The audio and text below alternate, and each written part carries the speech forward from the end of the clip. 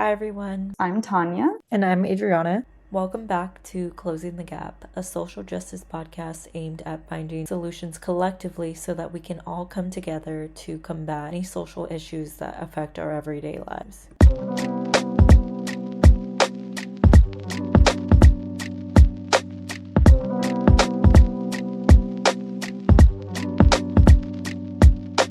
And we're here with a guest that we have known for a few years now. We've been thinking about bringing her on the podcast for a while. And the fact that we are doing this today, which is just a few days after Election Day, is all the more perfect because we're talking to someone that is an expertise in policy, but not just any policy that is for human rights, for environmental rights, for the rights that we need right now. And so I just think it was perfect that we have been trying to get her on the podcast and now it finally happened. So Aura Vasquez, thank you so much for joining us. Thank you so much for inviting me. Couldn't be a better time for us to have a really candid conversation about, what's going on. And I'm so grateful for this space that you guys have created for listeners and for all of us to share a little bit about who we are and how we can work together. Yes, definitely.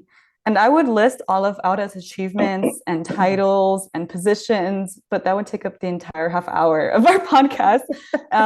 So as you'll see in our conversation, she's just involved in so much, and that's why it's so inspiring. Definitely, we're going to include links to all her work in the show notes so you can just dive deeper. But we're kind of just hoping to get Aura's take on how do you get involved in all these different things? How do you push for policy that matters? And how do you bring in the community with every step of the way? Because whenever I think of Aura, I think of community. It's like hand in hand. So I guess it's my first question for you, Aura. How do you do it? I just came back from COP16 for the CBD, the global meeting around biodiversity, and this year was hosted in Colombia and in my hometown. I felt it was really a full circle moment for me to attend this conference and talk about environmental issues because that's where I started my career in Cali also, and also around environmental justice issues. But I wouldn't respond to this question appropriately without talking about my parents and who they are, and the very reason why, because I have two brothers and they're nothing like me. They're not very involved in anything. I mean, they read the news and things and they vote, but this is not at the center of their life and even their identity. This is much about my identity too. But I grew up in a place where nature is at the epicenter of everything. Cali, for those of you that never been, when you look around our city, is surrounded by mountains, like luscious green. Sometimes you see layers and layers of like fog and moist because we're really truly in like a tropical mini climate jungle, in Cali. But Cali also sits in a valley, which in these times was very rich, but Cali and El Valle del Cauca, where it's like our state, has become one of the biggest importers of sugar in the world. So the sugar plantations have created a huge environmental imbalance. So I saw my mother cleaning, black soot from ash, burning sugar cane. I actually was alarmed to see that even now. Before I came, I saw it, the black ash, the black rain, in our town still now, even though that practice has been prohibited in the region. And in the way that they harvest, sugar cane to make sugar. And I grew up seeing nature. I grew up seeing the injustices towards nature. I grew up, my parents talk about rivers in our town where they used to go on Sundays to swim with their families. And it was like the source of community and recreation. And in a place where is the second largest Afro-Latino community in Latin America, I think this is really important to understand. And this is something that maybe at that moment I didn't know, but it shaped so much about who I am because of all that love, because of those stories, because of my parents taking me to community meetings. I saw my mother speak up many times. My mother was the first feminist I knew, even though I don't think she will ever call herself a feminist. I don't even think she knows what a feminist is, but her behavior is much about being an independent, self-reliant, autonomous woman. And I think that's how she raised me. with the combination of, the rest of my family, my grandmother taking me out to nature, I just became really curious and very, very fascinated about our planet and our environment.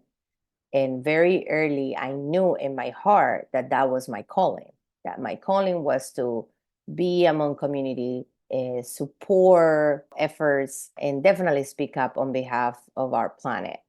So, this is how it all started. At 11 years old, I saw a show about the ozone layer. I learned about global warming back in the 80s, founded the first environmental club in my school, and it's shaped, who I am today. I'm 30 years later. I live in the US. I live in Los Angeles. I led the Beyond Coal campaign, which had as a goal to get Los Angeles to stop using coal as a source of energy because it's so damaging for our environment, for our health.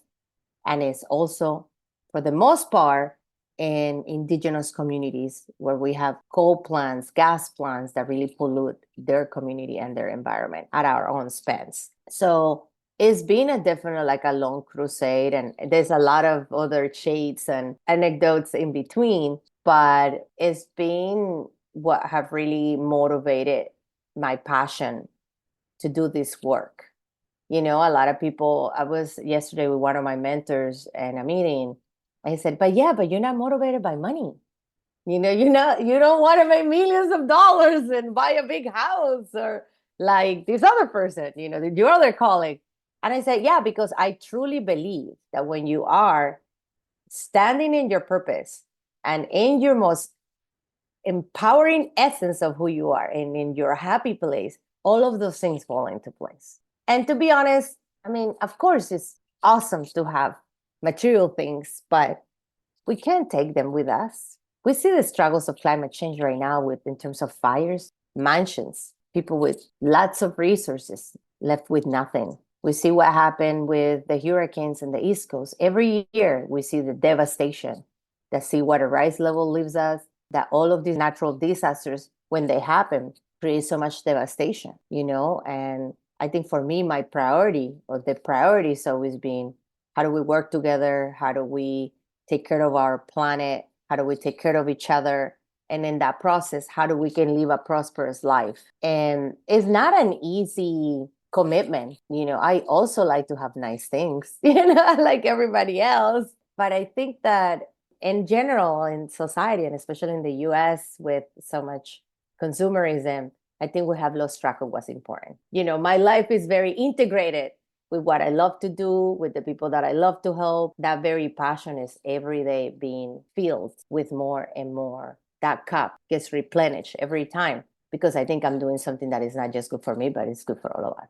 Wow, I feel like you touched on so much and it resonates a lot. First and foremost, I want to thank you for touching on your roots because that's really what shapes who we are. And just hearing everything, it just made sense. It just clicks. Why you're willing to put in so much work for your community. It all comes down from the roots of your family and just the values that they instilled in you. And I completely agree. This like hoarding that American consumerism has instilled in so many of its citizens, it has a lot to do with a scarcity mindset. And unfortunately, the scarcity is only occurring because of the negative impacts our decisions are making. Our land is abundant. You mentioned how Colombia, it's a vast biodiverse environment. This world gives us so much. However, all of the damages that we're causing it, that's what's leading to the scarcity that's causing us to want to overconsume, want to hoard all of these resources when it's not really necessary. I'm glad you touched on all of that. Now that we understand your background, can you share a little bit about your experience getting into politics and how that's been? And what do you feel like is most important to fight for currently? Because there's so many issues, but if you could share a little bit of your insight on what you feel are some of the most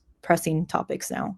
Yeah, so many issues that are all interconnected, in my opinion. So many issues that are rooted in one group having more than other, political gain or economic gain. I have been always very critical about political parties, even though my whole life I have been a Democrat and a progressive liberal. I had also my criticisms towards my own party, and I have served as a delegate, so I know very well how that's like.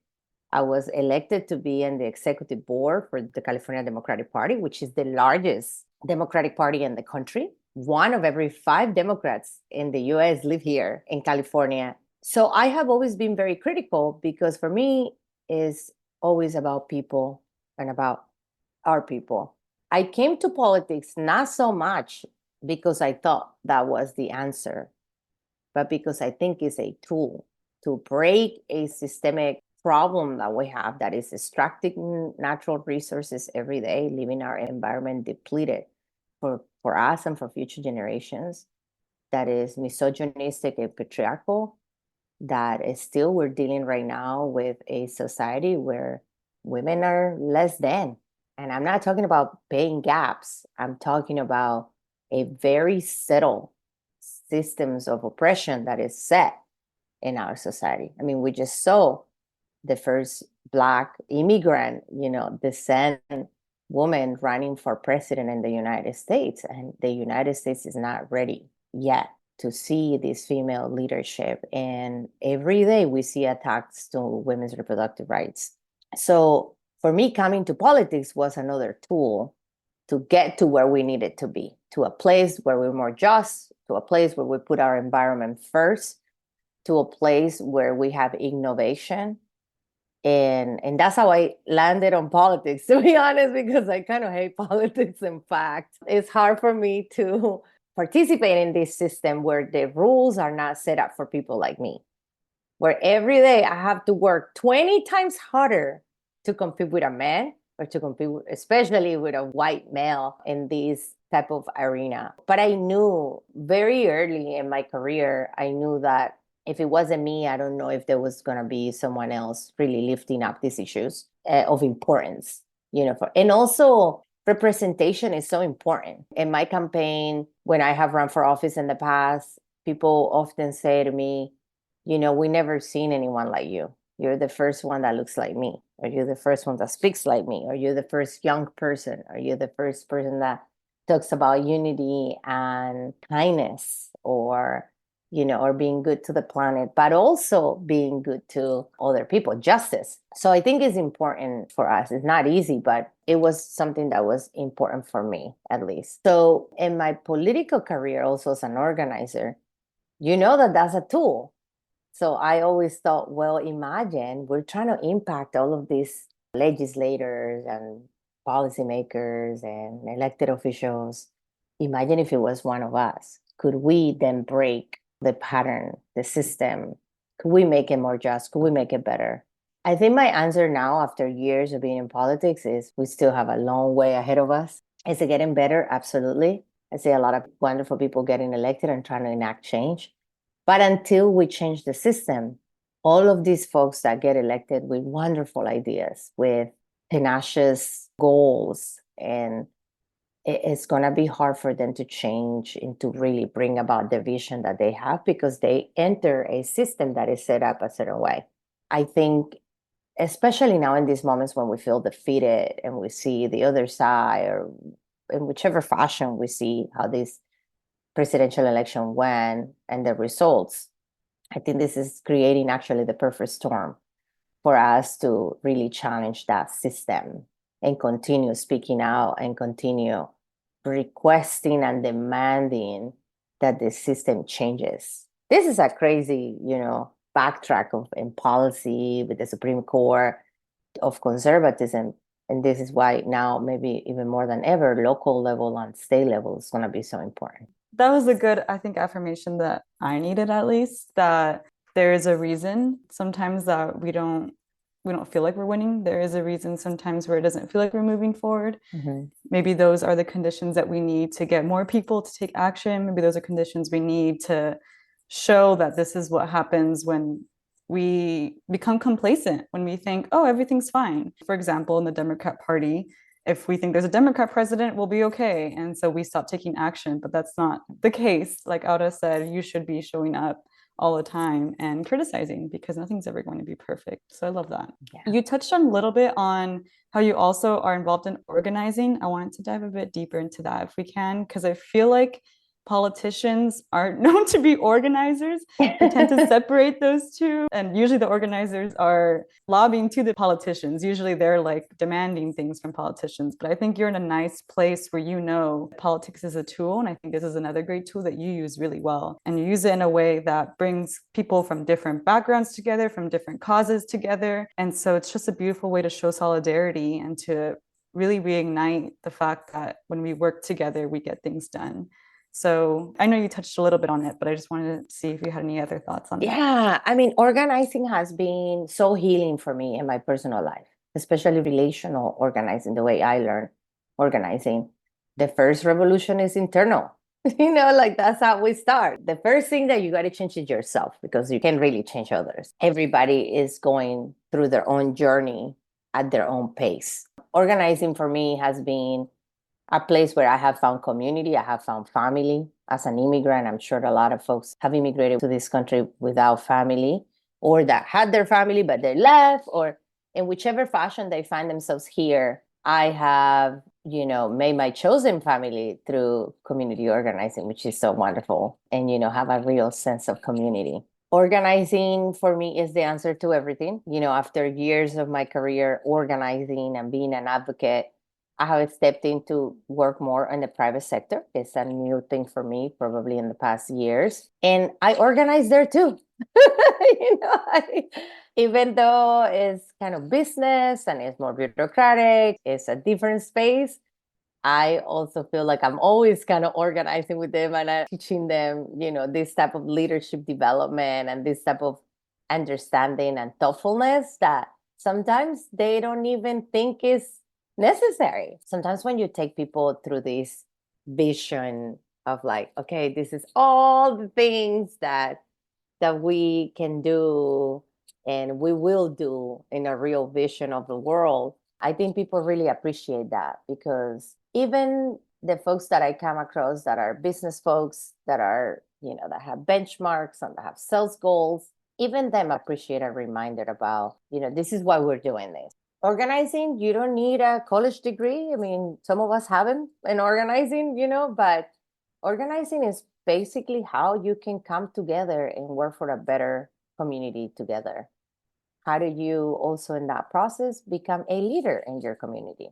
How some of us are leaders in many different ways. I have so much admiration for like the mothers out there that rally kids in the morning and go to the soccer team and still have time to do these little things for their school or their community. It's just wonderful to see a lot of young people taking leadership. So organizing is super important. I think you can organize your family. I had also an old colleague and a mentor that used to say that, organize your family, Aura. And I was like, what? I was like, how do you do that? So it's such a transferable skill. But the core of organizing is listening and being present for others and understanding common ground and moving forward together. Helping people and freeze sometimes. I'm sure we have all been in moments and in places where you see people, they're like stagnant. They're like, I can't even comprehend how I'm going to get out of this situation. It's been the pillar of my career. And I am super grateful that I ended up choosing this as a line of work and that I have been able to take it across careers and places and still continue to organize in my own way, as an advocate and as a CEO of my company and such. So it's really the way for me, at least. It's really great to hear how, you've used organizing as a tool and really being able to find your community. It makes such a difference. To your point, at the end of the day, we're all human. We all want community. Is there any specific organizations that you would want to give credit to or where you first started that helped with you building up those skills? I mean, I learned about relational organizing through the PICO network. I believe now they're called Faith in Action. The PICO network was a very Saul Alinsky community organizing effort, very kind of known for their community work, building community, building leaders. And I'm very grateful that they gave me an opportunity to learn and to rise there. I am not a very religious person, believe it or not. I grew up Catholic like many Latinos or Latinas or Latine out there. But we were quite crappy Catholics, we never really went to church or anything like that. We never pray. So, I kind of grew up more with that as a background of like culture than an actual faith. And being at Pico and understanding how they utilize faith to bring communities together and to organize and work towards policy changes that transform people's lives, it was really transformational for me. And it actually helped me in my own spiritual journey. I later learned how to meditate and, all these other things, and I became quite spiritual, but they were probably some of the first ones. And then later on, working with the Sierra Club, which is one of the largest, if not the largest environmental organization in the country, and how they also utilize some very different tools. And they also do this relational organizing, but in a whole other different way, and also an issue like the environment. I'm super deeply grateful for those both organizations at the very beginning of my career and on organizing, shaping my views and my work. Yeah, the Sierra Club does a lot, so I can see that. But that's nice too. I didn't really make the connection that faith-based organizations must also do a lot of organizing, but that just makes so much sense. It's a way of building community as well. So it's a nice way to just bridge those together, because I know sometimes politics, religion tend to be those topics that we don't touch because you don't want to offend anyone.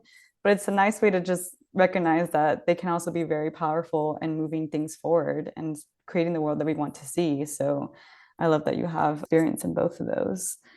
And with that, I really don't know what else to ask you, because I feel like you answered everything so well. Yeah, I do want to say that Aura, you're one of my biggest role models. I don't know if you knew that, but I see Aura as like a prima, a big cousin. And for those who don't know, I met Aura because of a Colombian organization, group, whatever you want to call it, in Collective, LA. Yeah. Collective, I like that. Yeah. And we were just being in LA, we were calling out rights that were getting infringed overseas in Colombia. But since then, we've talked about a lot of different things. So yeah, it's just been great to realize where we started and how so many things we've had in common over the years and how we keep working together. So definitely love that, and just love having you here. I appreciate so much you guys, put in this space. Like I said, we have so much more farther to go in terms of, closing the gap, per se, in so many ways, closing the gap on caring about our environment first, closing the gap in terms of women leading and leading with dignity and not having to compromise who they are for being part of a system that is not set up for us. We have so much closing the gap in terms of unity, solidarity, in terms of people of color having the same rights as other groups in this country. So we have definitely a lot more work. I feel like as discouraged as we might feel now, this is the time where we need to kind of work together and come back to that sense of community that should be unifying us, more than ever, and reconciling. There's a lot of lessons and there's a lot of beauty, I would probably say, in kind of coming to understand how a group of folks in this country feels so different than a lot of us do, and why. Big interests, big pharma, big fossil fuels, big plastics, big corporations are continue to run the show. And we only gonna be able to combat that by coming together and working together, because they have all the resources. They have fancy lawyers, they have lobbyists, they have money, they can invest in deceiving campaigns. But once you have a tapestry of community really united, you can really combat all of those things. So I want to leave everybody with a little bit of that in mind, to keep in mind that it's our duty right now to come together, to get everybody in, to make the table bigger so that more can sit with us instead of higher walls. I can't think of a better way to end this episode. Again, it's words of really good encouragement that we all need right now. And I know all of our listeners will feel the same way. What's great is Auda also has a podcast. We've touched on a lot, but as always, we're going to link all of the information down in our show notes if you want to learn more about her work and support her. Yes, come to check out the Impact Hour, or, reach out on social media. And I always can use all the help that I can get all the ideas that I can get to. You know, it's not just me, but I would love to connect with folks. So thank you so much again for giving us this space, and I'm looking forward to more conversations in the future. Yeah, definitely. I'll just add that I feel like Auda is always campaigning on something. So you have to follow her, like literally go follow her Instagram so you can keep up, because it's going to be hard. She's doing a lot, but you can try, and that way you can support. That is true. I am always putting out there some sort of SOS. So join, because we all need it. Because, yeah, I definitely need it. So for sure.